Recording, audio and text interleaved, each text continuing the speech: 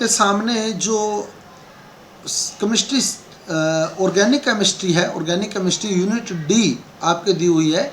आपकी केमिस्ट्री को 4 यूनिट में बांटा हुआ है, ए बी सी और डी में, ठीक है।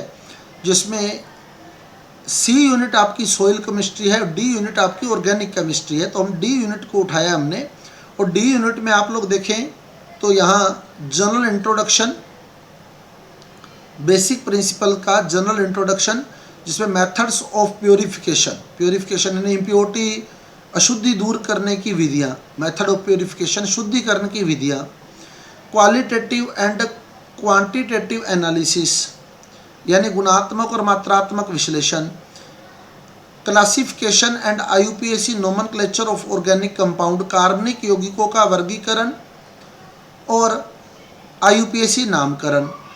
उसके बाद इसमें जो सेकंड पार्ट बनता है, 3 पार्ट में है ये यूनिट। पहला पार्ट तो इसका ये है। सेकंड पार्ट जो इसका बनता है, electronic displacement of in covalent bond यानी सहसंयोजक बंध में इलेक्ट्रॉन का स्थानांतरण, इंडक्टिव इफेक्ट, प्रेरणिक प्रभाव, electromeric effect, resonance and hyper conjugation. ये इस यूनिट का सेकंड पार्ट है। यानी ऊपर वाले का और नीचे वाले का कोई लिंक नहीं है किसी प्रकार से। और इसी यूनिट में तीसरा पार्ट जो है वो है homolytic and heterolytic fission of A covalent bond, free radicals, carb cations, carb anions, electrophile and nucleophile and type of organic reaction. ये थर्ड पार्ट है इसका, जिसका ऊपर वाले से कोई लिंक नहीं है। तो हम इस थर्ड पार्ट को स्टार्ट करेंगे। कारण बता देता हूं आपको थर्ड को क्यों शुरू करेंगे। ये जो इंडक्टिव इफेक्ट है, इलेक्ट्रोमेरिक इफेक्ट है, ये इलेक्ट्रोमेरिक इफेक्ट तो इसमें आ जाएगा, ठीक है। इंडक्टिव इफेक्ट आपका जो हम सेकेंड यूनिट करेंगे उसमें आ जाएगा। रेजोनेंस इसी में आ जाएगा इस थर्ड पार्ट में। हाइपर कंजुगेशन, अति संयुग्मन जो है वो आपके एल्कीन वाले टॉपिक में आ जाएगा। तो सेकंड पार्ट तो आपका सारों में कहीं ना कहीं थोड़ा थोड़ा करके सारी जगह दिया हुआ है, तो इसलिए सेकंड पार्ट हम लोग यहीं कवर कर देंगे। इसके थर्ड पार्ट में रेजोनेंस कंप्लीट आ जाएगा, इलेक्ट्रोमेरिक इफेक्ट आ जाएगा, इंडक्टिव इफेक्ट हमारा दूसरी यूनिट में आ जाएगा, और हाइपर कंजुगेशन यानी अति संयुग्मन जो है वो एल्कीन वाली यूनिट में आ जाएगा। तो इसलिए सेकंड पार्ट तो इसका अपने आप सारी जगह कवर हो जाएगा।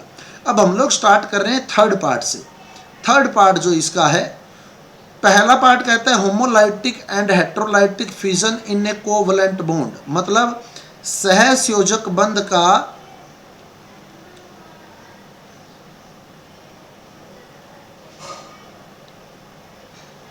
समांश व विषमांश विखंडन या अपघटन। सहसंयोजक बंध का समांश या विषमांश अपघटन। अब सबसे पहले तो देखें सहसंयोजक बंध होता क्या है। सहसंयोजक बंध जो 2 परमाणुओं के बीच इलेक्ट्रॉन के साझे से बनता है, इलेक्ट्रॉन के साझे से बनेगा। जैसे एक परमाणु ए है और एक परमाणु बी है, ये इलेक्ट्रॉन ए का, ये इलेक्ट्रॉन बी का, दोनों अपने अपने इलेक्ट्रॉन का साझा करके जो बंध बनाते हैं वो बंध सहसंयोजक बंध है। यानी अब ए, इस बंध में ए का एक इलेक्ट्रॉन है और बी का भी एक इलेक्ट्रॉन है, ये बंध है सहसंयोजक बंध। अब सहसंयोजक बंध का वियोजन 2 प्रकार से हो सकता है। एक तो समांश और एक विषमांश। समांश और विषमांश। समांश क्या होगा, देखो सहसंयोजक बंध इस प्रकार से टूटे कि दोनों को समान अंश मिल जाए, बंध का समान अंश मिल जाए। समान अंश का मतलब इसमें एक इलेक्ट्रॉन ए का है और एक इलेक्ट्रॉन बी का है, तो क्या होता है सहसंयोजक बंध। सहसंयोजक बंध किसे कहते हैं,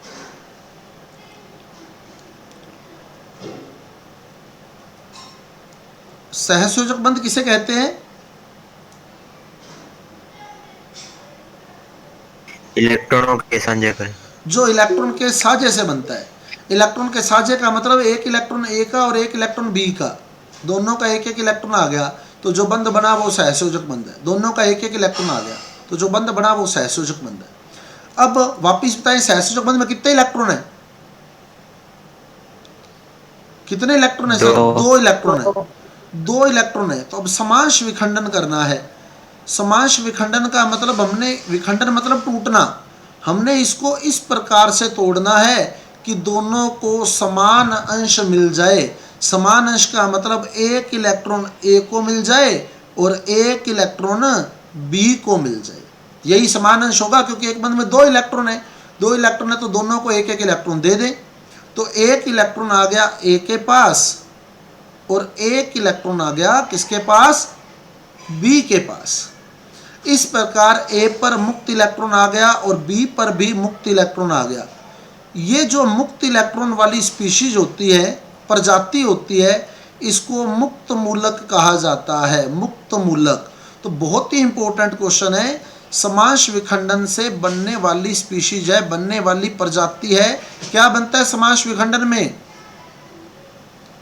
मुक्त मूलक। मुक्त मूलक। ये आपके जट के एग्जाम में कम से कम 3-4 बार पूछा हुआ क्वेश्चन है। समांश विखंडन से मुक्त मूलक बनता है। और समांश विखंडन करने के लिए या तो परऑक्साइड की उपस्थिति ली जाती है। परऑक्साइड, सर ये मुक्त मूलक को इंग्लिश में क्या कहते हैं? Free radical. Free radical. English medium से हो क्या? हाँ जी। ओके। तो समांश विखंडन तो होता है होमोलाइटिक फिजन। समांश विखंडन होता है होमोलाइटिक फिजन। Homolytic fission. और विषम परऑक्साइड की प्रेजेंस में होता है ये, ठीक है। सनलाइट की प्रेजेंस में होता है। एच न्यू देगा एरो के निशान पर, प्रकाश की उपस्थिति में। प्रकाश की उपस्थिति में, प्रकाश की उपस्थिति में, ठीक है, प्रकाश की उपस्थिति में होगा। और या फिर ये होगा गर्म करने पर। या तो परऑक्साइड की प्रेजेंस में किया जाता है, या प्रकाश की उपस्थिति में, या फिर गर्म करने पर। तो मेन यही पूछता है प्रकाश की उपस्थिति में। प्रकाश की उपस्थिति में कौन सा विखंडन होता है? समांश विखंडन। समांश विखंडन होता है, होमोलाइटिक। परऑक्साइड की उपस्थिति में कौन सा विखंडन होता है? समांश विखंडन होता है, ठीक है। और बनता क्या है इसमें? फ्री रेडिकल, मुक्त मूलक बनते हैं। मुक्त मूलक। मुक्त मूलक का निर्माण होता है समांश विखंडन में। समांश विखंडन में मुक्त मूलक का निर्माण होता है। क्लियर? तो मुक्त मूलक, फ्री रेडिकल, माइक ऑफ कर दे बच्चे अपना, बराबर में माइक ऑफ कर दें। फ्री रेडिकल मुक्त मूलक किस विखंडन से बनते हैं? समांश विखंडन से बनते हैं। मुक्त मूलक समांश विखंडन से बनते हैं। बहुत ही इंपॉर्टेंट क्वेश्चन है। अब विषमांश विखंडन क्या है? देखो, विषमांश विखंडन क्या है? विषमांश का मतलब अलग अलग, विषम अंश अलग अलग। अब हम इसको अलग अलग हिस्सा देंगे, ठीक है, विषम अंश देंगे, अलग अलग हिस्सा देंगे। अब क्या करेंगे हम लोग? अब पहले हमने क्या किया? दोनों को एक एक इलेक्ट्रॉन दे दिया, दोनों को एक एक इलेक्ट्रॉन दे दिया। अब हम क्या करेंगे?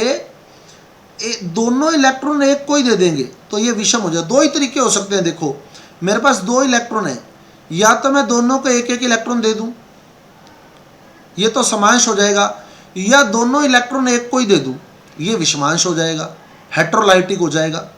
तो विषमांश विखंडन, हेट्रोलाइटिक फिजन, क्या होगा इसमें? विषमांश विखंडन में दोनों के दोनों इलेक्ट्रॉन किसी एक ही परमाणु को चले जाएंगे। तो अब ए पर कोई भी इलेक्ट्रॉन नहीं बचा, ए पर कोई भी इलेक्ट्रॉन नहीं बचा। और बी पर कितने इलेक्ट्रॉन आ गए बताओ? बी पर 2। बंद के दोनों इलेक्ट्रॉन बी पर आ गए। तो इस प्रकार बी पर इलेक्ट्रॉन बढ़ गए। जब इलेक्ट्रॉन बढ़ गए तो माइनस आवेश आ जाएगा, और जब इलेक्ट्रॉन ए पर इलेक्ट्रॉन घट गए तो प्लस आवेश आ जाएगा। इस प्रकार इसमें जो बनता है वो धनायन यानी कैटायन और ऋणायन यानी एनायन। तो विषमांश विखंडन में धनायन और ऋणायन बनते हैं। विषमांश विखंडन में धनायन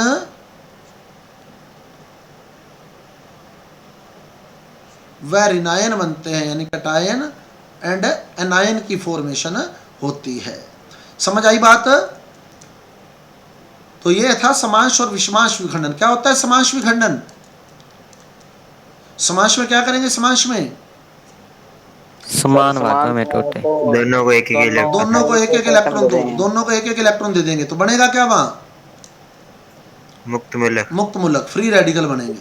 ठीक है। विषमांश यानी हेटेरोलाइटिक फिजन में क्या करेंगे, दोनों को दोनों इलेक्ट्रॉन दोनों को एक को एक दे एक को ही दे दे देंगे। देंगे। तो एक के पास इलेक्ट्रॉन की कमी होगी, प्लस आ गया, दूसरे के पास इलेक्ट्रॉन बढ़ गए, माइनस आ गया। तो जिसपे प्लस आया वो धनायन, जिसपे माइनस आया वो ऋणायन, यानी जिसपे प्लस आया वो कटायन, जिसपे माइनस आया देना कटायन अनायन बन गए। ठीक है, कटायन अनायन बन गए। बन के। ओके। तो ओके सर। इस प्रकार, एक मिनट बच्चे, एक बच्चे का उसको ऐड तो किया हुआ है, बस एक मिनट उसको इन्फॉर्म कर दूं, मैं उससे जुड़ा नहीं जा रहा, कॉल आ रही है उसकी। समझ आ गया समास विषमांश। हाँ जी सर। तो अब आपसे पूछता है धनायन ऋणायन कौन से विखंडन में बनेंगे, धनायन ऋणायन विषमांस में, विषमांश में, और मुक्त मूलक समांस विखंडन में। समास विखंडन में। ये बहुत बार क्वेश्चन पूछा हुआ है, आप पुराने सालों के पेपर देखना, ये फ्री मुक्त मूलक वाला क्वेश्चन तो बहुत बार आया हुआ है। मुक्त मूलक वाला क्वेश्चन आप पुराने सालों से देखेंगे तो मुक्त मूलक वाला क्वेश्चन बहुत बार आया हुआ है पेपर के अंदर, कम से कम 3-4 बार आया हुआ है। मुक्त मूलक कौन से विखंडन से बनते हैं, और मुक्त मूलक बनाने के लिए हम लोग क्या करते हैं, किसकी उपस्थिति में क्रिया करवाते हैं मुक्त मूलक बनाने के लिए, सनलाइट, परोक्साइड, परोक्साइड या फिर प्रकाश की उपस्थिति लेते हैं। हाँ हाँ बेटे बोल। क्यों, तूने डाउनलोड कर लिया? हाँ तो ये नंबर जोड़ दिया ना मैंने उसमें, ये नंबर तूने ये नहीं डाला होगा उसमें, नंबर वही चल रहा होगा। फिर लॉग आउट करके लॉग इन कर ले, नंबर ये वाला डाल देना। ठीक,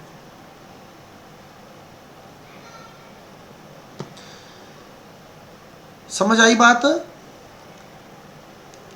हाँ जी सर। तो समास में क्या बना, वापिस बताएं फटाफट, समास में क्या बना, समास में मुक्त मूलक, मुक्त मूलक, और उपस्थिति किसकी, उपस्थिति किसकी, सनलाइट या सनलाइट या प्रकाश की, या फिर परोक्साइड की। उच्च ताप, हाँ, ताप वाला नहीं पूछता ऑप्शन में पेपर में, परोक्साइड या फिर आपको प्रकाश ही देगा। ठीक है, दो ही ऑप्शन देगा समास विखंडन के, परोक्साइड या फिर प्रकाश। क्लियर। उसके बाद विषमांश में क्या बना, धनायन और ऋणायन बने। अब इसके अलावा आपसे क्या पूछता है, जो समांश और विषमांश विखंडन में पूछता है, समांश विखंडन जो होता है ना, समांश विखंडन ये अध्रुवीय बंधों में होता है। कौन से बंधों में, अध्रुवीय बंध अगर है तो समांश विखंडन होगा, नॉन पोलर बॉन्ड। और अगर ध्रुवीय बंध है तो विषमांश विखंडन होगा। पोलर बॉन्ड अगर है तो विषमांश विखंडन होगा।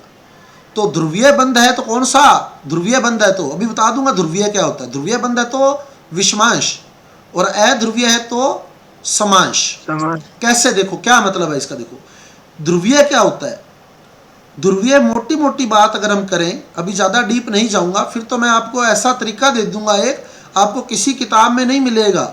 मैं आपको एक ऐसा तरीका दे दूंगा, आपके सामने 100 उदाहरण रखे हो ना, 100 उदाहरण कि ध्रुवीय और अध्रुवीय छांट दो, आपका एक भी एग्जाम्पल गलत नहीं होगा।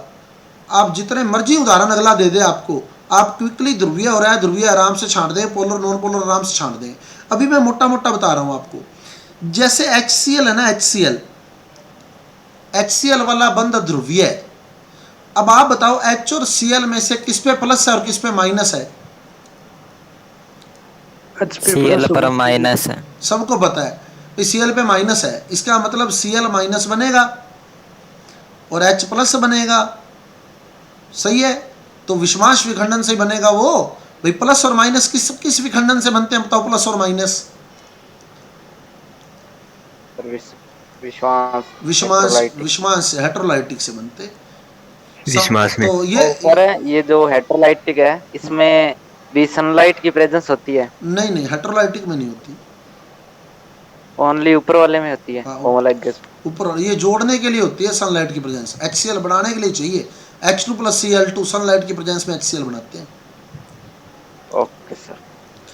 समझ आ गई बात? अब यहां देखो अध्रुवीय बंध क्या होगा, अध्रुवीय बंध होगा जो सेम परमाणुओं में बनेगा, जैसे H और H के बीच, H और H में। अब बताओ किस पे प्लस किस पे माइनस, दोनों सेम है तो पता लग जाएगा क्या, बताओ प्लस माइनस का है क्या कोई प्लस माइनस, या दोनों सेम है? सेम है सर। सेम है तो दोनों एक एक इलेक्ट्रॉन लेके अलग हो जाएंगे। Cl2 yes sir. है ना, Cl2 Cl दोनों कौन प्लस कौन माइनस, या दोनों सेम? Same sir. ये अध्रुवीय बंध होता है, जो सेम परमाणुओं में बनता है वो अध्रुवीय बंध होता है।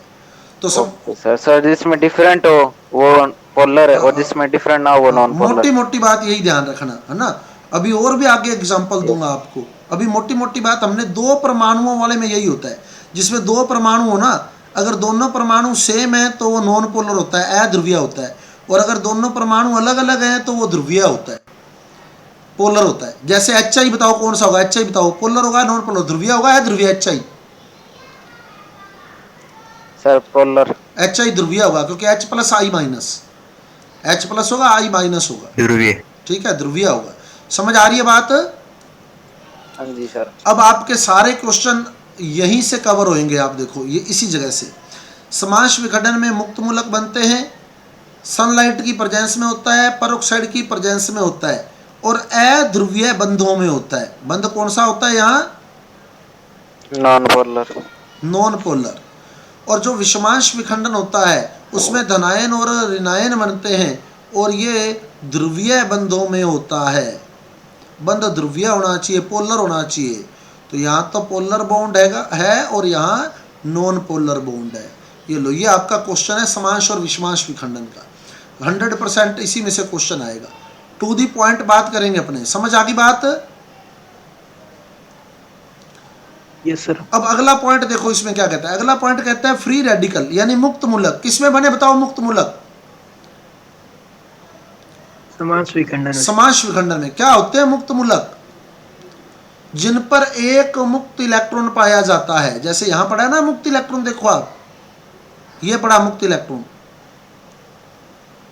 क्लियर? तो ये मुक्त मूलक है जिसपे एक मुक्त इलेक्ट्रॉन है। फिर आया कार्ब कटायन। कार्ब कटायन यानी कार्बन पर प्लस आवेश हो, कटायन यानी प्लस आवेश, कार्ब धनायन।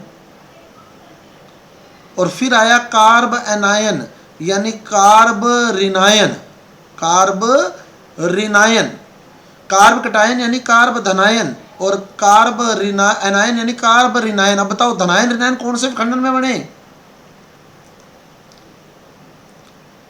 विषमांश में। तो ये तो बना था समांश से और ये बने थे विषमांश से।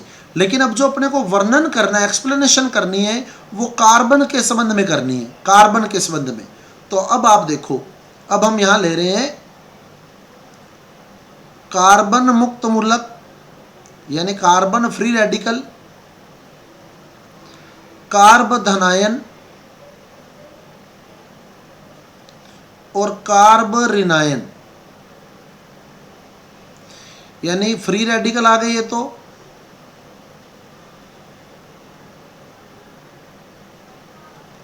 ये हो गया कार्ब कटायन और ये हो गया कार्ब एनायन। ये अगला टॉपिक है आपका।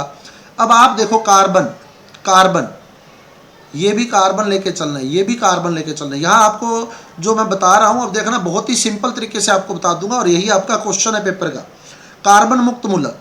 अब आप बताओ कार्बन कितने नंबर पे आता है? कार्बन 6 नंबर पे। 6 नंबर पे आता है। कार्बन आता है 6 नंबर पे। पहले कोश में इलेक्ट्रॉन कितने? 2। दूसरे कोश में 5। दूसरे कोश में 4। 4। क्योंकि 6 नंबर पे आता है तो पहले कोश में 2 इलेक्ट्रॉन, दूसरे कोश में 4 इलेक्ट्रॉन। अब बाह्य कोश में, आउटर शेल में कितने इलेक्ट्रॉन है बताओ? बाह्य कोश में इसके, बाह्य कोश में कितने हैं आउटर शेल में? 4। ये रे, ये 4 बाह्य कोश वाले ही है। पहले कोश में 2 हैं, मतलब अंदर वाले कोश में तो 2 हैं और बाहर वाले कोश में 4 है। तो इसके बाद बाह्य कोश में 4 इलेक्ट्रॉन है। तो देखो क्या हुआ, 1 2 3 4, 1 2 3 4, 1 2 3 4। समझ आ गई बात? 4 4 इलेक्ट्रॉन लगा दिए मैंने इस पे, क्लियर? समझ आ रहा है काम? Yes sir. अब आपने इसका फ्री रेडिकल बनाना है, मुक्त मूलक बनाना है, मतलब एक इलेक्ट्रॉन मुक्त रखना है, एक इलेक्ट्रॉन मुक्त रखना है। तो 3 इलेक्ट्रॉन तो बंद बनाने में चले जाएंगे और एक इलेक्ट्रॉन अपने आप मुक्त रह जाएगा। सही है? Yes sir. यह मुक्त मूलक बन गया आपके पास। क्लियर? अब बनाना है कार्ब धनायन, कार्ब कटायन। अब बताओ धनायन कैसे बनता है? बताओ, इलेक्ट्रॉन त्यागने से या ग्रहण करने से? त्यागने से होने। त्यागने से बनेगा, इलेक्ट्रॉन त्यागने से बनेगा। तो इसका एक इलेक्ट्रॉन आप त्याग दें, एक इलेक्ट्रॉन त्याग दें, त्याग दें तो यहाँ प्लस आवेश आ जाएगा, ये प्लस आवेश आ गया। बाकी तीनों इलेक्ट्रॉन बंद बनाने में चले जाएंगे। क्लियर? एक इलेक्ट्रॉन त्याग दिया तो प्लस आवेश आ गया, बाकी तीनों बंद बनाने में गए। समझ आ गया है? Yes sir. अब रिनायन पे बताइए, रिनायन कैसे बनता है? बताओ रिनायन, एनायन कैसे बनता है? इलेक्ट्रॉन त्यागने से, ग्रहण करने से? ग्रहण करने से। ग्रहण करने से बनता है। तो हमने क्या किया, इसमें एक इलेक्ट्रॉन जोड़ दिया तो इस पे माइनस आवेश आ गया, ये इसने इलेक्ट्रॉन ग्रहण कर लिया। अब बताओ जो रिनायन है उसके पास कितने इलेक्ट्रॉन हो गए? रिनायन में अभी कितने इलेक्ट्रॉन दिख रहे हैं आपको कार्बन के पास? 5। तो ये 3 बंद बना जाएगा, तो इसका अष्टक पूरा हो जाएगा। देखो हर बंद में 2-2 इलेक्ट्रॉन होते हैं। एक इलेक्ट्रॉन कार्बन का है तो एक मान लो आगे हाइड्रोजन जुड़ा है तो हाइड्रोजन का इलेक्ट्रॉन होएगा। तो हर बंद में 2-2 इलेक्ट्रॉन होंगे। तो 2 इलेक्ट्रॉन इस बंद में है, 2 इस बंद में है और 2 इस बंद में है। तो कितने इलेक्ट्रॉन हो गए बंदों में? कितने हो गए बंद में? 6 हो गए और 2 फ्री पड़े। 6 हो गए और 2 फ्री पड़े। तो कितने हो गए टोटल? 8। तो कार्बोनिनाइन में 8 इलेक्ट्रॉन है कार्बन के पास। आगे बात समझ? अब कार्बोधनायन में बताओ कार्बन के पास कितने इलेक्ट्रॉन है? कार्बोधनायन में कार्बन के पास 6 इलेक्ट्रॉन। बहुत बढ़िया, बहुत बढ़िया, 6 इलेक्ट्रॉन है। क्योंकि हर बॉन्ड में 2 इलेक्ट्रॉन है। 2 इस बॉन्ड में है, 2 इस बॉन्ड में है और 2 इस बॉन्ड में, और फ्री कोई बचा नहीं। मुक्त मूलक में बताओ कितने इलेक्ट्रॉन है? 7 इलेक्ट्रॉन। बहुत बढ़िया, 7 इलेक्ट्रॉन है। क्योंकि 2 इस बॉन्ड में है, 2 इस बॉन्ड में है और 2 इस बॉन्ड में है और 1 फ्री पड़ा है। तो मुक्त मूलक में कार्बन के पास 7 इलेक्ट्रॉन है। धनायन में कार्बोधनायन में कार्बन 6 इलेक्ट्रॉन है। कार्बोनिनायन में कार्बन के पास 8 इलेक्ट्रॉन है। अब मुक्त मूलक की परिभाषा क्या लिखी होती है? मैं किताबों में देखो, जैसे मैंने कहा जिसके पास 1 इलेक्ट्रॉन मुक्त हो, 1 इलेक्ट्रॉन मुक्त हो, वो मुक्त मूलक होता है। हमारी किताबें क्या कहती हैं? विषम इलेक्ट्रॉन वाली species, species having odd electron. सही है? विषम इलेक्ट्रॉन, कितने इलेक्ट्रॉन है इसके पास? बताओ 7। 7 है तो बताओ सम है या विषम है? विषम। विषम है। और कॉमन सी बात है, जब मैंने कह दिया 1 इलेक्ट्रॉन मुक्त है, कितने इलेक्ट्रॉन मुक्त है? कितने इलेक्ट्रॉन मुक्त है मुक्त मूलक में? 1 इलेक्ट्रॉन मुक्त पड़ा है मुक्त मूलक के पास। अब सोचना बात को आप, 1 इलेक्ट्रॉन मुक्त पड़ा है और बाकी ये सारे बंद बनाने में गए, बाकी सारे बंद बनाने में गए, जितने भी इलेक्ट्रॉन इसके पास थे, 1 इलेक्ट्रॉन मुक्त रह गया। अब आप बताओ बंद में कितने इलेक्ट्रॉन होते हैं? बंद में 2। 1 बंद है तो 2 इलेक्ट्रॉन हो गए, 2 बंद है तो 4, 3 बंद है तो 6। तो यानी बंदों में तो सम इलेक्ट्रॉन नहीं आएंगे ना हमेशा। बंद में तो विषम आ ही नहीं सकते, क्योंकि एक बंद में 2 इलेक्ट्रॉन होते हैं, है ना। तो एक बंद है तो 2 इलेक्ट्रॉन है, 2 बंद है तो 4 इलेक्ट्रॉन है, 3 बंद है तो 6 इलेक्ट्रॉन है। और फिर हमने कह दिया 1 इलेक्ट्रॉन मुक्त पड़ा है। तो जब वो सम संख्या में आप 1 इलेक्ट्रॉन जोड़ोगे जो मुक्त पड़ा था, तो संख्या क्या बन जाएगी? बताओ।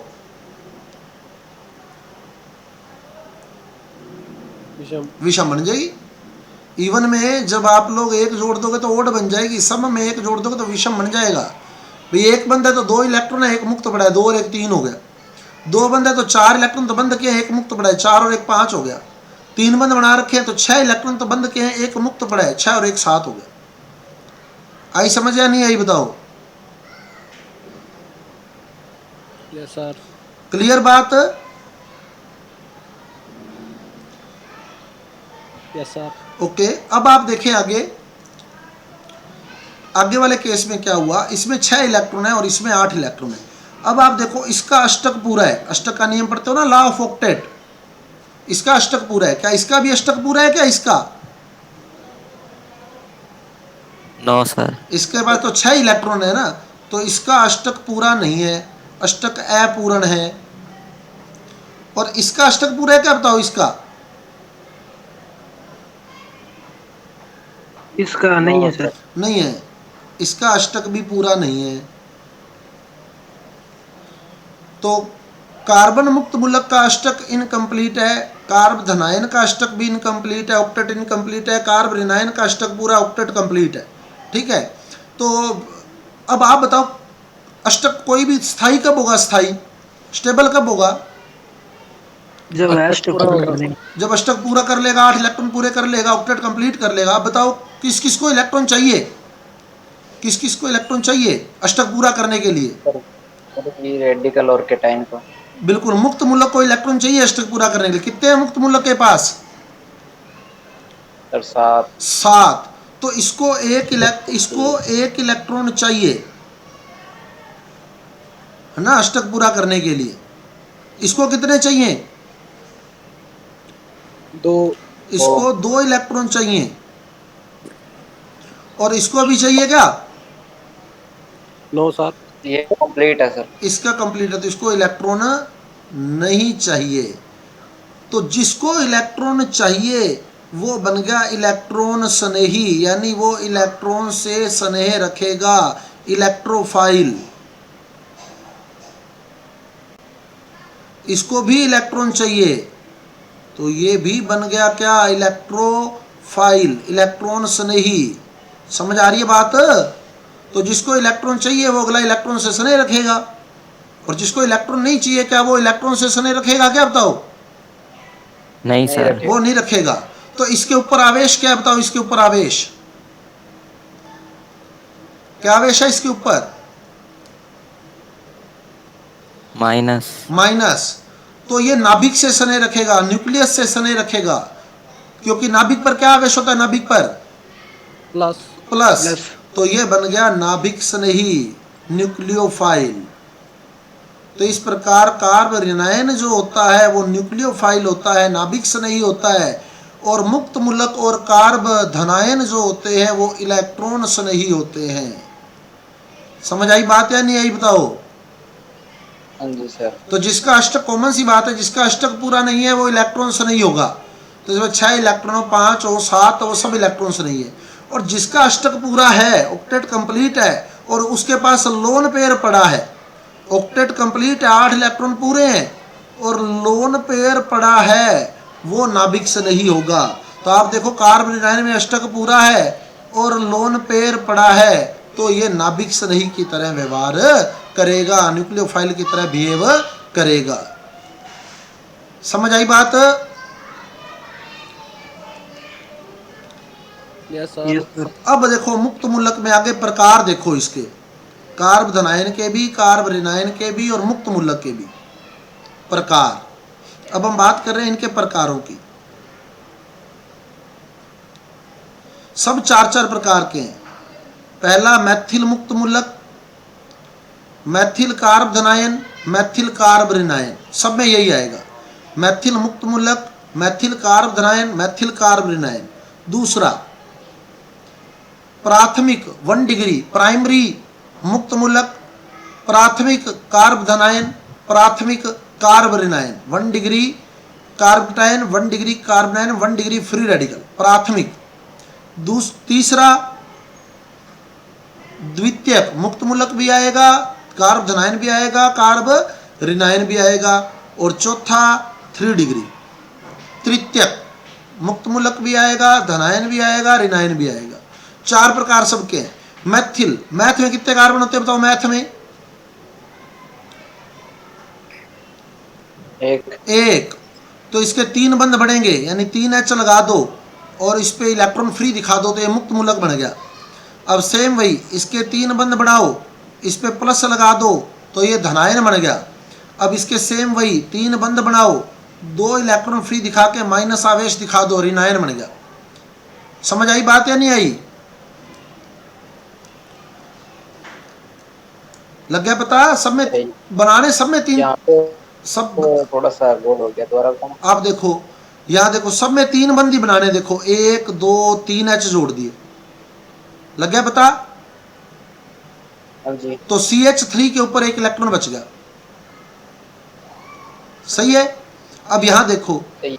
1 2 3 बनाने, सब में तीन तीन बंद दिए, 3 H जोड़ और दिए, 3 कितने बनने हैं सर सभी में? सब में 3 बंद बनने हैं तो 3 H जोड़ने हैं। और यहां भी 3 बंद बने, देखो 1 H 2 H 3 H, 3 बंद बने, 2 इलेक्ट्रॉन फ्री रह गए, है ना। ठीक है। तो सब ओके सर, अब आ गई समझ। तो सब CH3 है, इसके ऊपर इलेक्ट्रॉन फ्री दिखाओगे तो ये मुक्त मूलक बन गया, प्लस लगाओगे तो धनायन बन गया, 2 इलेक्ट्रॉन लगा के माइनस। इसीलिए मैंने पहले स्ट्रक्चर बताई आपको, ये देखो आप कि 2 इलेक्ट्रॉन आएंगे फिर माइनस आएगा और 3 बंद बनेंगे, समझ रहे हो?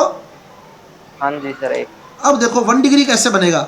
1 डिग्री में आप एक H हटाओ, CH3 में से एक H हटा दो, बंद खाली हो जाएगा। आगे कार्बन लगा दो, कार्बन लगा दो। अब कार्बन कितने बंद बनाता होता बताओ? कार्बन 4 चार बनाता है ना, तो इसके 3 पूरे कर दो बाकी के। तो ये 1 डिग्री कार्बन है जो आगे एक कार्बन से जुड़ा है। ये देखो आगे कितने कार्बन जुड़ा है? एक कार्बन से, एक कार्बन से। और क्योंकि 1 डिग्री कार्बन के ऊपर एक इलेक्ट्रॉन मुक्त रह गया, इसलिए ये प्राथमिक मुक्त मूलक है, प्राइमरी फ्री रेडिकल है। अब ऐसे ही देखो, नहीं तो मैं और बताता हूं, देखो आपको। अब ये कार्बन है, देखो ये कार्बन है, मेरे को चाहिए प्राथमिक मुक्त मूलक, तो मैं क्या करूंगा, इसको आगे एक कार्बन से जोड़ दूंगा, एक कार्बन से जोड़ दिया। अब मुक्त मूलक बनाना है तो ये प्राथमिक कार्बन है जो आगे एक कार्बन से जुड़ा है। अब मुक्त मूलक बनाना है, मुक्त मूलक बनाना तो मैं क्या करूंगा, इसका एक इलेक्ट्रॉन मुक्त रखूंगा, तभी ये मुक्त मूलक बनेगा। हाँ जी। क्लियर? अब बताओ, जिसपे एक फ्री इलेक्ट्रॉन रहता है वो कितने बंद बनाता होता है? वो वाला कार्बन कितने बंद, जिसपे एक फ्री इलेक्ट्रॉन रहता है वो कितने बंद बनाएगा? अब क्लियर करो बात को वापिस। कार्बन के पास बाह्य कोश में 4 इलेक्ट्रॉन होते हैं, है ना। 4 में से एक तो आपको फ्री रखना है, तो जब आप एक फ्री रख दोगे तो बाकी कितने बंद बनाएगा बताओ? ये 3 बनाएगा, है ना। तो अब देखो आप, इसमें आपने एक इलेक्ट्रॉन फ्री रख दिया तो बाकी ये 3 बंद बनाएगा। तो अभी इसने कितने बना रखे हैं बताओ? एक। तो इसके साथ 2 H जोड़ोगे, 3 पूरे हो गए इसके फ्री रेडिकल वाले के, समझ गए? अब इसको देखो, इसके 4 पूरे करोगे, क्योंकि ये मुक्त मूलक नहीं है, मुक्त मूलक ये वाला दिखाया हमने, ये मुक्त मूलक दिखाया, तो ये 3 बने। फिर H3 हो गया। हाँ जी, और इसके फिर CH3 हो गया। हाँ, उसके CH3 4 पूरे कर दिए। क्लियर? समझ आ रही है बात? हाँ जी। अब 2 डिग्री बनाना है। 2 डिग्री क्या होगा? 2 डिग्री मुक्त मूलक क्या होगा? ऐसा मुक्त मूलक जो आगे 2 कार्बन से जुड़ा है, तो हमने एक कार्बन इसके इधर जोड़ दिया और एक कार्बन इधर जोड़ दिया। अब मुक्त मूलक ये वाला दिखाया, ये वाला देखो, जोड़ दिया 2 कार्बन से,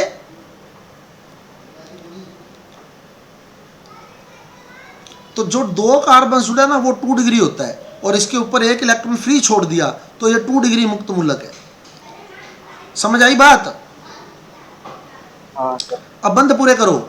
जिस पर फ्री इलेक्ट्रॉन दिखाया है उसके कितने बंद बनाओगे बताओ? जिस पर फ्री इलेक्ट्रॉन दिखाया है 3। कितने बना लिए इसने? 2 बना लिए, तो इसके साथ एक H लगाओगे और इसके साथ 3, बाकियों के 4 पूरे करोगे। ये 2 डिग्री मुक्त मूलक हो गया। अब 3 डिग्री मुक्त मूलक कैसे बनाए? कार्बन के ऊपर एक इलेक्ट्रॉन मुक्त दिखाओ, उसको आगे 3 कार्बन से जोड़ दो, ये 3 डिग्री मुक्त मूलक हो गया। अब बंद पूरे कर दो, बीच वाले के 3 बंद पूरे, बीच वाले के पूरे, कोने वाले के पूरे कर दो, CH3 CH3 CH3 हो जाएंगे। क्लियर? अब ये बन गया आपके पास सारे मुक्त मूलक बन गए, मैथिल, प्राइमरी, सेकेंडरी, टर्शरी। अब ऐसे ही धनायन भी बनाने हैं सेम। तो जहां आप फ्री इलेक्ट्रॉन दिखा रहे थे वो इलेक्ट्रॉन त्याग दोगे तो प्लस आवेश आ जाएगा, अब ये इलेक्ट्रॉन त्याग दिया, देखो जो जो फ्री इलेक्ट्रॉन पड़ा था ना वो त्याग दिया, त्यागते ही प्लस आवेश आ गया, तो ये धनायन बन गया। अब ये मैथिल धनायन, ये 1 डिग्री धनायन, ये 2 डिग्री, ये 3 डिग्री। समझ आई नहीं आई? आ गई सर। अब इनमें एक एक इलेक्ट्रॉन जोड़ दोगे तो ये ऋणायन बन जाएगा। ऋणायन कैसे बनता है? इलेक्ट्रॉन जुड़ने से। तो यहाँ एक इलेक्ट्रॉन जोड़ दोगे तो माइनस आवेश आ जाएगा। सही है? हाँ सर, बस फिर वहाँ माइनस आ गया। बस एक एक इलेक्ट्रॉन जोड़ के माइनस लगा दोगे, बस, और कुछ भी नहीं है। ये सारे 1 डिग्री 2 डिग्री 3 डिग्री बन गए। देखो ये 1 डिग्री बन गया,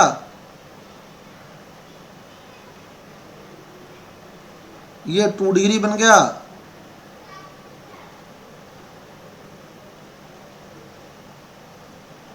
और ये 3 डिग्री बन गया।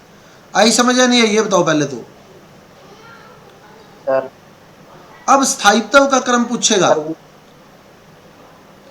मैं थोड़ा सा ये सर, इसमें जैसे आपने ये सारा कुछ बताया है, हाँ जी। तो इसमें सर वो क्वेश्चन कैसे अब उठाएगा? अब आएगा तो क्वेश्चन अब आएगा। ये तो प्रकार बताए मैंने आपको भाई, मैथिल 1 डिग्री 2 डिग्री 3 डिग्री, ये पता लगना चाहिए आपको 1 डिग्री है 2 डिग्री है 3 डिग्री है। पहचान दोगे भाई? जो आगे मुक्त मूलक आगे 2 कार्बन जुड़े, बाकी मैं टेस्ट लूंगा ना तो आपको बहुत बढ़िया तरीके से क्लियर होएगा। टेस्ट जैसे ये पार्ट पूरा होएगा इसका टेस्ट होएगा हमारा, जैसे अगला पार्ट पूरा होएगा उसका टेस्ट होएगा। ठीक है ना? तो आपका मार्किंग सिस्टम वही रहेगा, +4 -1। सही है तो 4 नंबर जुड़ेंगे, गलत है तो 1 नंबर कटेगा। ठीक है? तो आपको सेम एग्जाई होता रहेगा। अब आप इसमें पूछता है आपसे स्थायित्व का क्रम, ये पूछेगा स्थायित्व का क्रम। अब आप बताओ मुक्त मूलक को इलेक्ट्रॉन चाहिए थे या नहीं चाहिए थे? बताओ। मुक्त मूलक को चाहिए थे सर। चाहिए थे, है ना? इसको क्योंकि इस पर 7 इलेक्ट्रॉन थे, आ रहा है याद? इस पर 7 इलेक्ट्रॉन थे, तो क्या इसका अष्टक पूरा था क्या? नहीं पूरा था, तो इसको इलेक्ट्रॉन चाहिए थे। और धनायन को इलेक्ट्रॉन चाहिए थे या नहीं चाहिए थे? बताओ। धनायन को चाहिए थे। इसको भी चाहिए थे क्योंकि इसके पास 6 इलेक्ट्रॉन थे। ऋणायन को चाहिए थे क्या इलेक्ट्रॉन? सर इसका पूरा सर अष्टक पूरा था इसका। इसको नहीं चाहिए थे। तो जिसको इलेक्ट्रॉन चाहिए अगर उसको इलेक्ट्रॉन मिल जाए तो वो स्थायी हो जाएगा। सही है भाई? मेरे में खून की कमी है मान लो, तो मेरे को खून चाहिए या नहीं चाहिए? बताओ। चाहिए। और मेरे को खून मिल गया तो मैं जिंदा रह जाऊंगा, स्थायी हो जाऊंगा। और अगर मेरे को खून नहीं मिला तो मैं अस्थायी हो जाऊंगा, थोड़ी देर के बाद समाप्त हो जाऊंगा। सही है गलत है? बताओ। सर सही है। ऐसे मुक्त मूलक को इलेक्ट्रॉन चाहिए, अगर उसको इलेक्ट्रॉन मिल गए, उसके साथ कोई ऐसा समूह आ गया जो उसको इलेक्ट्रॉन दे रहा हो, तो वो स्थायी हो जाएगा या नहीं होगा? बताओ। स्थायी हो जाएगा। हो जाएगा ना? तो ये जो 3 डिग्री वाला है ना, 3 डिग्री, ये जो कार्बन पड़े ना इसके साथ, ये वाले समूह पड़े हैं, ये मुक्त मूलक है। खुद देखो ये जो समूह पड़े हैं ना, इनका +I प्रभाव होता है। कौन सा प्रभाव होता है? +I प्रभाव क्या होता है? ये प्रेरणिक प्रभाव, धनात्मक प्रेरणिक प्रभाव, +I इफेक्ट है। ये इसको इलेक्ट्रॉन देते हैं, +I प्रभाव होता है। ये इसको इलेक्ट्रॉन देते हैं। देखो ये भी इसको इलेक्ट्रॉन देगा, ये भी इसको इलेक्ट्रॉन देगा, ये भी इसको इलेक्ट्रॉन देगा, ये तीनों इसको इलेक्ट्रॉन दे रहे हैं। अब इसको देखो, ये और ये, इन दोनों का +I प्रभाव है। ये भी इसको इलेक्ट्रॉन देगा, ये भी इसको इलेक्ट्रॉन देगा। अब इसको देखो, इसका +I प्रभाव है, ये इसको इलेक्ट्रॉन देगा। इसके अंदर कोई भी +I प्रभाव वाला समूह नहीं लगा। अब आप बताओ इसको इलेक्ट्रॉन चाहिए थे या नहीं चाहिए थे? बताओ।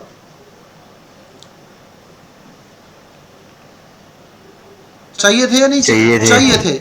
चाहिए थे तो किसको सबसे ज्यादा इलेक्ट्रॉन मिल गए? बताओ फिर। 3 डिग्री को। तो सबसे ज्यादा स्थायी होगा 3 डिग्री, उससे कम स्थायी होगा 2 डिग्री, उससे कम स्थायी होगा 1 डिग्री, और सबसे कम स्थायी होगा मैथिल मुक्त मूलक। ये स्थायित्व का क्रम बन गया। जिसको इलेक्ट्रॉन मिल गए वो स्थायी हो गया। तो सबसे ज्यादा इलेक्ट्रॉन मिल रहे हैं 3 डिग्री को, तो सबसे ज्यादा स्थायी 3 डिग्री, उससे कम 2 डिग्री, उससे कम 1 डिग्री, सबसे कम मैथिल। आई समझ? Yes sir. अब इसको देखो, इसको बताओ इलेक्ट्रॉन चाहिए नहीं चाहिए? बताओ। सही है। तो किसको सबसे ज्यादा इलेक्ट्रॉन मिलेंगे बताओ? मैथिल को, 3 डिग्री को, किसको? 3 बस वही सेम सिस्टम है, प्लस आई प्रभाव है, इसको इलेक्ट्रॉन देगा, ये भी इसको इलेक्ट्रॉन देगा, ये भी इसको इलेक्ट्रॉन देगा, तो सबसे ज्यादा इलेक्ट्रॉन मिलेंगे 3 डिग्री को। तो 3 डिग्री, 2 डिग्री, 1 डिग्री, फिर मैथिल। अब इसको बताओ इलेक्ट्रॉन चाहिए थे या नहीं चाहिए थे? नहीं चाहिए थे। नहीं चाहिए थे। तो किसको इलेक्ट्रॉन नहीं मिले फिर बताओ? इसको नहीं चाहिए थे तो किसको नहीं मिले इलेक्ट्रॉन? मेथिल। मैथिल को। तो इसमें सबसे ज्यादा स्थायी होगा, इसमें सबसे ज्यादा स्थायी होगा मैथिल वाला, मेथिल। क्योंकि इसको इलेक्ट्रॉन 1 डिग्री, फिर 1 डिग्री, 2 डिग्री, 3 डिग्री, ये स्थायित्व का क्रम बनेगा। समझ आया नहीं आया?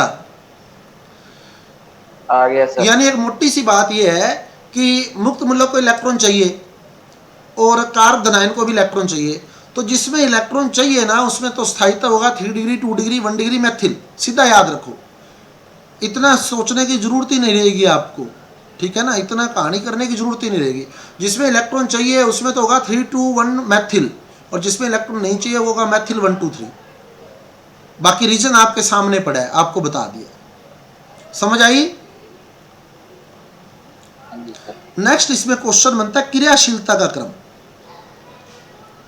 रिएक्टिविटी ऑर्डर, स्टेबिलिटी ऑर्डर और रिएक्टिविटी ऑर्डर। अब बताओ जो ज्यादा स्थायी है उसकी क्रियाशीलता क्या होती है? जो ज्यादा स्थायी होता है उसकी क्रियाशीलता कम हो। जो ज्यादा स्थायी है वो कम क्रियाशील होगा और जो कम स्थायी है वो ज्यादा क्रियाशील होगा। यानी क्रियाशीलता का क्रम स्थायित्व के क्रम का बिल्कुल उल्टा होगा।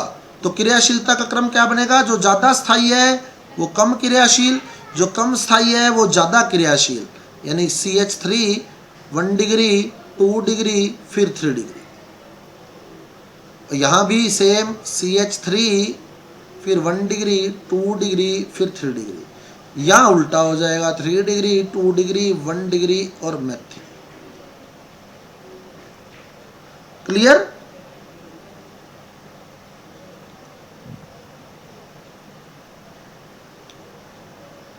समझ आ गया है? Yes sir. अब ये आपका अगला टॉपिक देखो, ये पूरा हो गया अगला टॉपिक हमारा। ये रहा free radical, carb cation, carb anion, electrophile और न्यूक्लियोफाइल। इलेक्ट्रोफाइल क्या होता है? इलेक्ट्रॉन से नहीं कौन होता है? जिसके पास इलेक्ट्रॉन की कमी होती है, जिसके पास इलेक्ट्रॉन की कमी होती है, यानी जिसके पास 8 इलेक्ट्रॉन नहीं होते। और नाभिक से नहीं कौन होता है? जिसके पास 8 इलेक्ट्रॉन होते हैं, जिसके पास 8 इलेक्ट्रॉन होते हैं परंतु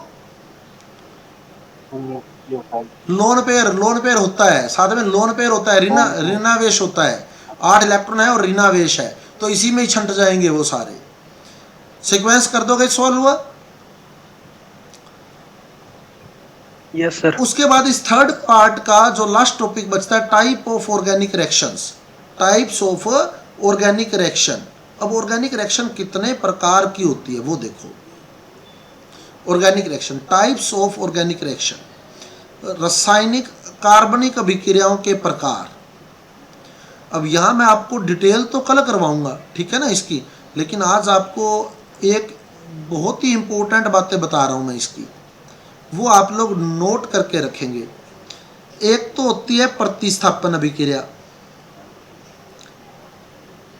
सब्स्टिट्यूशन रिएक्शन।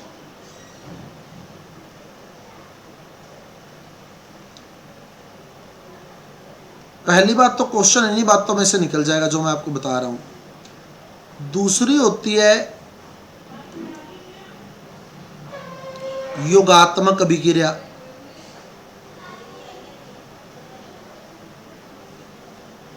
योगात्मक अभिक्रिया। तीसरी होती है विलोपन अभिक्रिया, विलोपन अभिक्रिया। योगात्मक यानी एडिशन, विलोपन यानी एलिमिनेशन। और चौथी होती है पुनर्विन्यास, रीअरेंजमेंट।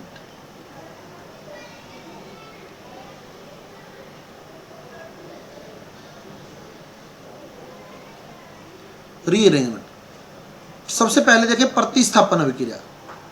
प्रतिस्थापन अभिक्रिया आगे 3 प्रकार की होती है।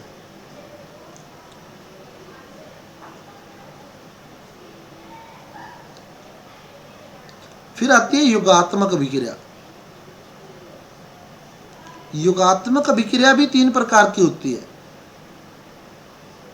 लेकिन इसमें मेन क्वेश्चन 2 का ही आता है। ठीक है, वैसे 3 प्रकार की होती है युगात्मक भी, क्वेश्चन मेन 2 का ही आता है, विलोपन और फिर आती है पुनर्विन्यास। ठीक है, विलोपन आगे 2 प्रकार की होती है, E1 E2, खैर हमारे जट लेवल तक उतना नहीं है, E1 E2 E3 भी होती है, जट लेवल तक उतना नहीं है। प्रतिस्थापन अभिक्रिया सबसे पहले आता है सब्स्टिट्यूशन रिएक्शन। तो अभी हमने जो पढ़े थे वापिस बताओ, समास विखंडन से क्या बना था? समास विखंडन से मुक्त मूलक। मुक्त मूलक। ठीक है, और जो विषमाश विखंडन था उससे धनायन और ऋणायन। धनायन क्या था? इलेक्ट्रॉन से नहीं था या नाभिक से नहीं था? बताओ। धनायन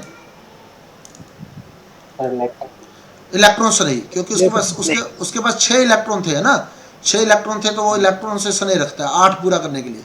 और ऋणायन क्या था? नाभिक से नहीं। नाभिक से नहीं। तो यही प्रकार बनते हैं, देखो, मुक्त मूलक प्रतिस्थापन, नाभिक से नहीं प्रतिस्थापन, इलेक्ट्रॉन से नहीं प्रतिस्थापन। यहां भी यही बनेंगे, मुक्त मूलक योगात्मक, नाभिक से नहीं योगात्मक, इलेक्ट्रॉन से नहीं योगात्मक। यानी अगर मुक्त मूलक इधर आया और मुक्त मूलक इधर गया तो यह प्रतिस्थापन है, मुक्त मूलक प्रतिस्थापन है। नाभिक से नहीं इधर आया, नाभिक से नहीं इधर गया तो ये नाभिक से नहीं प्रतिस्थापन है। इलेक्ट्रॉन से नहीं इधर आया, इलेक्ट्रॉन से नहीं इधर गया तो ये इलेक्ट्रॉन से नहीं प्रतिस्थापन है। समझ आ गई बात? मुक्त मूलक जुड़ रहे हैं तो मुक्त मूलक योगात्मक है, नाभिक से नहीं जुड़ रहा है तो नाभिक से नहीं योगात्मक है, इलेक्ट्रॉन से नहीं जुड़ रहा है तो इलेक्ट्रॉन से नहीं योगात्मक है। लग रहा है? बता। Yes sir. ये प्रकार होते हैं इनके। अब मुक्त मूलक ये किस किस में होती है? प्रश्न ये आता है, किस किस में होती है? मुक्त मूलक प्रतिस्थापन अभिक्रिया एल्केन में पाई जाती है। कल हम इसकी डिटेल पढ़ेंगे। ये एल्केन में पाई जाती है, ये प्रश्न आता है। एल्केन कौन सी अभिक्रिया दर्शाते हैं? मुक्त मूलक। मुक्त सर मूलक। आपकी आवाज कट रही है थोड़ी थोड़ी, नजदीक की हो रही है। अदर स्टूडेंट, आवाज क्लियर है? Yes sir. Yes sir. आपके लोकल नेट में प्रॉब्लम होगी वहाँ।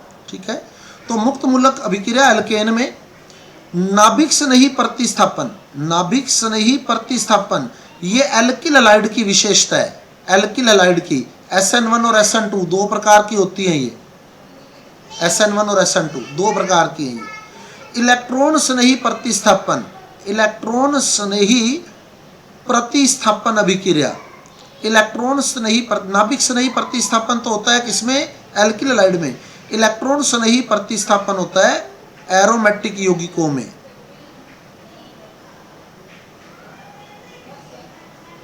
जैसे बेंजीन है, फिनोल है, वो इलेक्ट्रॉन से नहीं प्रतिस्थापन का एग्जाम्पल है। इलेक्ट्रोफिलिक सब्स्टिट्यूशन रिएक्शन है, ये बहुत इंपॉर्टेंट है, यहाँ से क्वेश्चन निकलता है। जैसे एल्किल हैलाइड कौन सी अभिक्रिया दर्शाते हैं? आपसे ऐसे पूछा जाएगा, एल्किल हैलाइड की अभिलाक्षणिक अभिक्रिया कौन सी है? तो एल्किल हैलाइड की अभिलाक्षणिक अभिक्रिया कौन सी है? स्पेसिफिक रिएक्शन कौन सी है?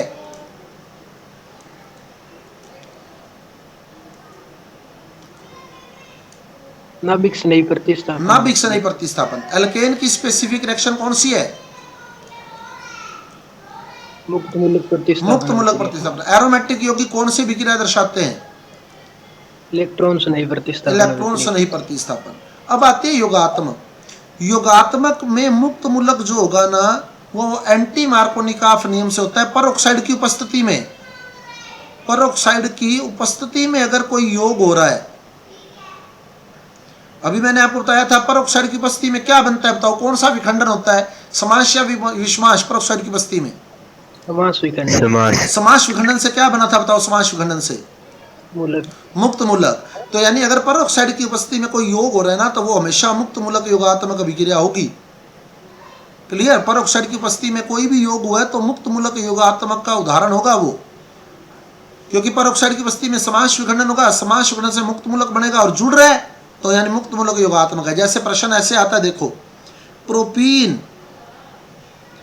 प्लस HBr, एरो के निशान पे दे देता है परऑक्साइड, आगे लिख देता है 1 ब्रोमोप्रोपेन। अब देखो आप क्या हुआ, प्रोपीन में HBr जुड़ रहा है, जुड़ रहा है ना, प्लस आया ना, प्लस का मतलब क्या होता है? जुड़ना, निकलना, जुड़ना। और उपस्थिति किसकी दे दी? परोक्साइड की। यानी ये योग जो है परोक्साइड की उपस्थिति में हुआ है, और परोक्साइड की उपस्थिति मानते हैं मुक्त मूलक। और योग हो रहा तो मतलब ये योगात्मक अभिक्रिया है, तो ये मुक्त मूलक योगात्मक अभिक्रिया का उदाहरण है। ये पूछा जाता है इस तरह से प्रश्न कि ये किस प्रकार की अभिक्रिया है, तो छांट दोगे।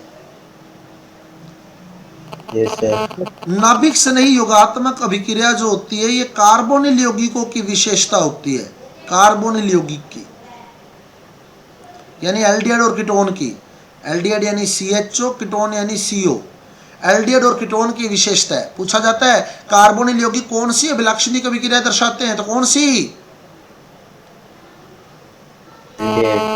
नाभिक स्नेही योगात्मक। टू दी पॉइंट प्रश्न है ये, टू दी पॉइंट, डायरेक्ट आपसे पूछे जाने वाले प्रश्न है ये।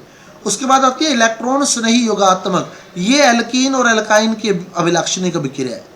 एल्कीन या एल्काइन जो अभिक्रिया दर्शाते हैं, योगात्मक अभिक्रिया दर्शाते हैं, वो इलेक्ट्रॉन स्नेही योगात्मक का उदाहरण होती है। और अगर परोक्साइड की उपस्थिति में योग रहे तो मुक्त मूलक योगात्मक है, कार्बोनिल यौगिक दे रहा है तो नाभिक स्नेही योगात्मक है, एल्कीन या एल्काइन में कुछ जोड़ा है। अब देखो यहाँ देखो, ये प्रोपीन था, देखो प्रोपीन, इसमें वापिस देखो, ये प्रोपीन था प्लस HBr था, उपस्थिति थी परोक्साइड की, परोक्साइड था तो मुक्त मूलक हो गया, ठीक है। अगर ये परोक्साइड हटा देता, परोक्साइड हटा देता तो यहाँ देता 2 ब्रोमोप्रोपेन। जस्ट मैं कल करवाऊंगा आपको सारी, अभी मैं सीधा समझा रहा हूँ आपको। अब उसने परोक्साइड हटा दिया, अब दे दिया 2 ब्रोमोप्रोपेन। अब आपने ये देखना है कि ये एल्कीन है, एल्कीन में HBr जुड़ रहा है, एल्कीन में HBr जुड़ रहा है। अब एल्कीन में HBr जुड़ा तो एल्कीन की अभिलाक्षणिक अभिक्रिया कौन सी है? इलेक्ट्रॉन स्नेही योगात्मक। यानी ये इलेक्ट्रॉन स्नेही योगात्मक का उदाहरण है। यूं छांट देते हैं क्विकली। समझ आई बात?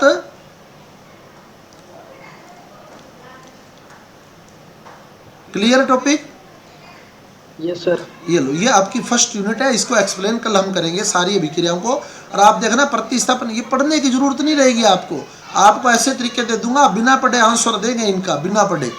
बस हल्का सा बात है, हल्की सी हिंट चाहिए आपको, उसके बाद आंसर आपके हाथ में है, ठीक है ना। आंसर आपके हाथ में है। आप लोग +m -m प्रभाव पढ़ते हैं, देखना आप लोग। कल मैं आपको तो आप 100 समूह रख देना अपने आगे, पर आप सिंगल उदाहरण आपका ऐसा नहीं होगा जो गलत हो जाए।